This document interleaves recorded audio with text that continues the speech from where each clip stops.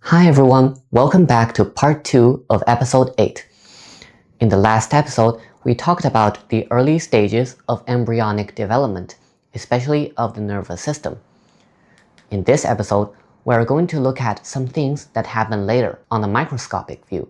We will cover neuron migration, axon guidance, synapse formation, and common network motifs. Let's start with neuron migration.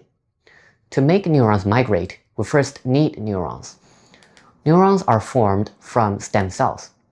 To be more specific, neuron and glia are both formed from neural precursor cell, or neural stem cells.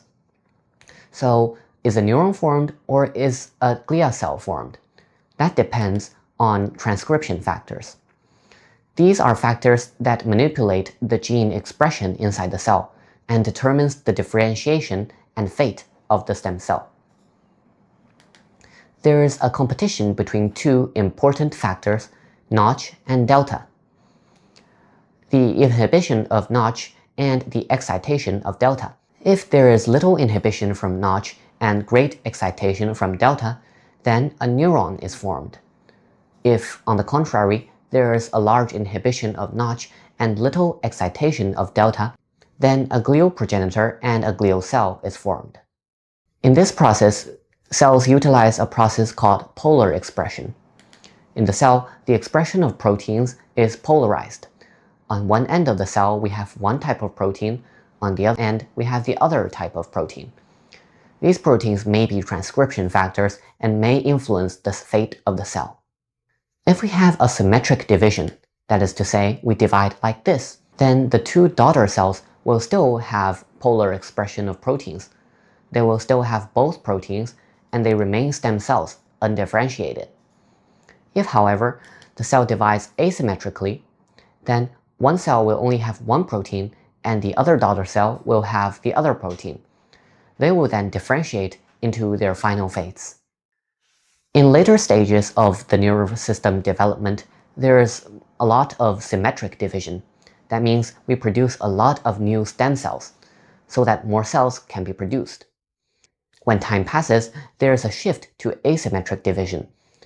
That is to say, there are less production of stem cells and more production of differentiated cells. This is a structure of the cortex. Before we enter how cortex is formed, we need to know about the cortex itself. The cortex usually have many thin layers. In the neocortex, which is the largest part of our brain, it has 6 layers. The layers are numbered 1 to 6 in Roman numerals, from the outside to the inside. That is to say, the outermost part of our cortex is number 1, and the innermost is number 6. Cells are generated from stem cells at the ventricular zone. The ventricular zone is named so because it is close to the ventricles. From the ventricular zone, the cells have 2 directions of migration. These 2 directions are perpendicular to each other. Firstly, they can go radially. Radial means that we go out straight to the outside of the cortex, while the cells can also move tangentially. That means parallel to the surface of the cortex. Radial migration is by far the more common type of migration. So let's take a look at radial migration first. In radial migration, we need to use radial glia. These are the red cells that are shown in this picture. Radial glia provides a scaffold, a framework for the neurons to climb. Neurons are generated at the ventricular zone, and then they follow the path of radial glia towards the top of the cortex. This is an illustration of how radial migration has helped form the cortex. First, the neural precursor cell is at the ventricular zone. It undergoes symmetric division to form more neural precursor cells. Then, asymmetrical division begins. Some neurons or some neuron precursors start climbing up the radial glia. When they arrive at the cortex, they form the neurons, especially the pyramidal neurons in the cortex. Symmetrical and asymmetrical division both continue, producing both more stem cells and more neurons. At some point, the symmetrical division stops. There is no longer formation of stem cells, but there is still formation of new neurons. Neurons climb upward towards the cortex still through radial glia. One thing to be noted is that the formation of the cortex is inside out. So the neurons that arrive first form the deepest layer of the cortex. Neurons that arrive later form the outer layers of the cortex. That's why we say that this process is inside out. On the other hand, tangential migration is usually undertaken by GABAergic neurons. These neurons are the main inhibitory neurons in the cerebral cortex. They make up about 1/5 of the cortex. They migrate tangentially to reach their final positions. Later, the cortical areas differentiate after the neurons already arrive at the cortex. The cortical area assume different functions.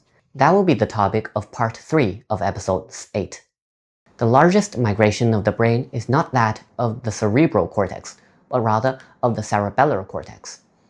The rhombic lip neurons migrate to the cerebellum. Since the cerebellum has 80% of the cells in the brain, it is natural that this is the largest migration stream. Since the cerebellum has more than 80% of the neurons in the whole brain, it is natural that this migration is the largest stream of migration in the whole brain. Question time. Please select the correct statements. There may be multiple answers. Statement A. Most cortical neurons migrate tangentially to reach their final position. B. Neurons closer to the surface of the cortex is a little bit younger than deeper neurons. C. The largest migration stream in the brain involves around half of the brain's neurons. And D. Neural precursor cells can produce glial cells. The answer is B and D. A. Most cortical neurons migrate radially to reach their final position. A small portion, especially GABAergic neurons, migrate tangentially. B. Neurons closer to the surface of the cortex is a little bit younger than deep neurons. That is true due to the inside-out nature of the formation of the cortex. C. The largest migration stream in the brain involves around half of the brain's neurons. That is not true, because the largest migration stream from the rhombic lip to the cerebellum involves at least 70% of the brain's neurons. Finally, neural precursor cells can produce glial cells. You can take it as true or false, depending on how you take the name neural precursor cells. If we understand that neural precursor cells are the stem cells that produce both neurons and glia, then this statement is true. If, however, you take neural precursor cells to mean cells that are precursors of neurons only, then they can produce neurons only, and cannot produce glial cells. When neurons arrive at a certain location, they still have to form synapses. The axon of the neuron goes out to seek synapse formation. At the end of the growing axon, we do not have the terminal bouton or the axon terminal. Instead, we have the axon growth cone.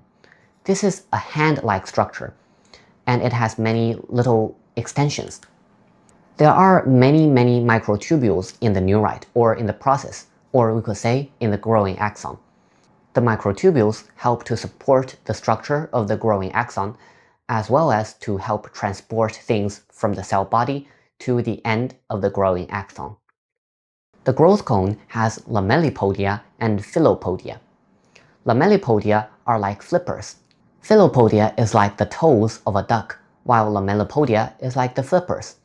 Filopodia extend from the growth cone, and lamellipodia fill in the space between filopodia. These are very useful in receiving the signals from nearby environment. Axon guidance takes many signals. We have chemo and contact signals, and we have attraction and repulsion. Here, suppose that these two neurons have growing axons. Chemorepulsion means that somewhere around these axons, there is a chemical signal. This chemical signal diffuses from a center and repels the axons around it. On the other hand, chemoattraction means that a chemical signal diffuses from a center and attracts axons near it. Chemorepulsion and chemoattraction help the neurons determine the general direction in which their axons should grow. Some more specific direction clues are by contact signals. For example, contact repulsion determines where the neuron cannot grow, and contact attraction determines where it should go. These allow more detailed manipulation of the growth of the axons. Let's take a look at some examples. Here are some molecules involved in axon guidance. We have contact attraction, contact repulsion, chemoattraction, and chemorepulsion. The highlighted molecules will be important in the next few slides, where we take a look at some detailed examples of axon growth. Here is a very good example, crossing the midline. We see examples of both chemoattraction and chemorepulsion. When one axon wants to decussate, it has to cross the midline. How does it achieve that? Well, first, near the midline, there is a concentration gradient of two types of molecules, netrin and slit. Netrin and slit are both most concentrated at the midline and less concentrated away from the midline. Now, here is our growing neuron. At the end of its growth cone, there is expressed a lot of netrin receptors. When the netrin receptor receives the netrin molecule, it prompts the axon to go towards the source of netrin. That is to say, there is chemoattraction, and the neuron growth cone is attracted by netrin. That's how this axon approaches the midline. When the axon crosses the midline, the gene expression changes. There is no longer netrin receptors, but slit receptors. Slit receptors are called robo. They inhibit the neuron from approaching the source of slit. That is to say, there is chemorepulsion of robo and slit. Therefore, the growth cone grows away from the midline, and that's how the neuron grows towards the midline and successfully crosses the midline and grows away from the midline. Another example is the dendrite and axon growth in cortical neurons. There is also chemoattraction and chemorepulsion. Here is a neuroblast, a neuron that has not yet formed its processes. Near the surface of the cortex, there is a high concentration of semaphorin. Deeper within the cortex, there is low semaphorin. The neuron captures this signal and grows its axon towards where there is lower concentration of semaphorin. This is chemorepulsion. Then it also grows a very thick dendrite, the apical dendrite, towards the high semaphorin concentration. This is an example of chemoattraction. This is the fully differentiated neuron. The apical dendrite points at the surface of the cortex and is perpendicular to the cortex. The axon points away from the surface of the cortex and is also perpendicular toward the cortex. That is thanks to the high and low semaphorin concentrations. There are some examples of contact attractions here. Axon fasciculation means that axons form bundles and travel together when they are growing. This is achieved through cell adhesion molecules, CAMs. They help bind the axons together so that one axon can follow the paths of another axon. The axons form a fascicle like this, and they usually follow one axon called the pioneer axon. Another example of contact attraction is with the extracellular matrix. Between cells, there are a lot of material. Some of the proteins are fibrous and weave together to form an extracellular matrix. This matrix provides support for the nearby neurons. Moreover, on the surface of the extracellular matrix, there are usually useful molecules, usually proteins. For example, here, on the surface of the extracellular matrix, we have laminin molecules. Then, on the surface of the axon, we have integrin molecules. Integrin molecules and laminin molecules bind to each other and facilitate the attraction between them. That's how the axon can arrive exactly at its desired destination. Now let's talk about synapse formation. Once the axon arrives at its destination, it has to form synapses to be functional. The dendritic processes of the postsynaptic neuron usually form and retract again, so that they could at some point touch an axon. So first, the dendritic process establishes contact with a growing axon. Just like this, a small process called phylopodium tries to contact an axon and does come upon an axon. In the second step, the presynaptic cell differentiates. The synaptic vesicles and active zones form.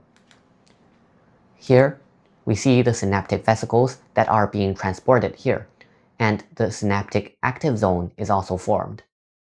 And the last step is postsynaptic differentiation. The postsynaptic density with the receptor cluster is now formed, and the synapse is now fully functional, able to release and to accept. Glia, especially astrocytes, are extremely helpful to form synapses.